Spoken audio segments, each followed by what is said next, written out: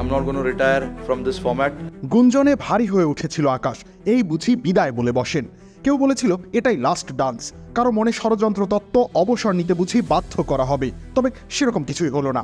শঙ্কার মেঘ বৃষ্টি হয়ে ঝরার আগেই উড়ে গেল বহুদূরে।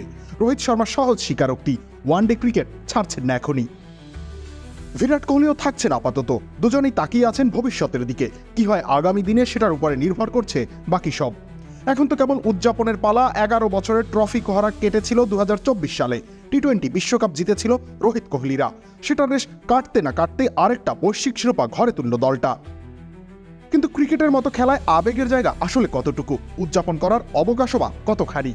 একটা টুর্নামেন্ট জিতে আসার আগেই পরের টুর্নামেন্টের পরিকল্পনা শুরু করতে হয়। সবজি খেয়ে মনে বাজে তালে, কি মিশিয়েছো পুরো বাটি খালি? রাঁধুনি শাক মিশালি, রাঁধুনি শাক মিশালি, স্বাদ হবে দুর্দান্ত। এই যে ওয়ানডে বিশ্বকাপ ঘিরে এখন থেকেই দল গুছাতে হবে। সেক্ষেত্রে প্রশ্ন, দুই অভিজ্ঞ ক্রিকেটারকে ঘিরে ভাব নাকি ম্যানেজমেন্টের? ফর্ম নিয়ে বিন্দুমাত্র সংশয় নেই। পরিসংখ্যানের চেয়ে ইম্প্যাক্টে মনোযোগী হয়ে ওঠা হিটম্যান তো চ্যাম্পিয়ন্স ট্রফির ফাইনালে ম্যাচ সেরা হয়েছেন। আবার সেমিফাইনালের ভাগ্য নির্ধারক ছিলেন বিরাট।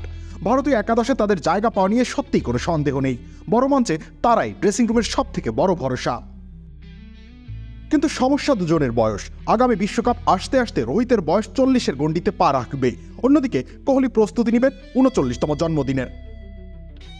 সেক্ষেত্রে কি ভারত বিশ্বমঞ্চে ডেকে নেবে তাদের? যদি না নেয় তাহলে এখনই বিদায় বলে দেয়া ভালো, নয়তো নির্বাচকরা দল গুছাবেন কি করে? অজিত আগারকারকে তাই সিদ্ধান্ত নিতে হবে দ্রুতই। কিন্তু উদযাপনের মৌসুমে এসব নিয়ে আলোচনা করাটাও তো বেমানান। তাই আবেগ আর বাস্তবতার মাঝামাঝি একটা জায়গা খুঁজে নিতে হবে। সিদ্ধান্ত যাই আসুক সেটা যেন বাস্তবসম্মত হয় এবং একই সাথে দুই কিংবদন্তির জন্য সম্মানজনক হয়, সেটাও নিশ্চিত করতে হবে। এতটুকু আসলে তাদের প্রাপ্য। দেশের ওয়ানডে ইতিহাসেরই অন্যতম সেরা ব্যাটার তারা। দুজনের মোট সেঞ্চুরি আছে 83টা। তবে তাদের মিলিত অবদান এই 83-এর কয়েক গুণ। ডেডিকেশন, কমিটমেন্ট আর পরিশ্রমে তারাই সেরা উদাহরণ। ভারতীয় ক্রিকেটের দুই নক্ষত্রের শেষটা তাই সুন্দর হওয়া বড্ড জরুরি। হেড কোচ গৌতম গম্ভীর কিংবা নির্বাচক আগারকার যাই করবেন সেটা করতে হবে যত্নের সাথে, সম্মানের সাথে। অন্তত এই দুজনের বেলায় বিন্দুমাত্র অবহেলা মেনে নেবে না ক্রিকেট প্রেমীরা।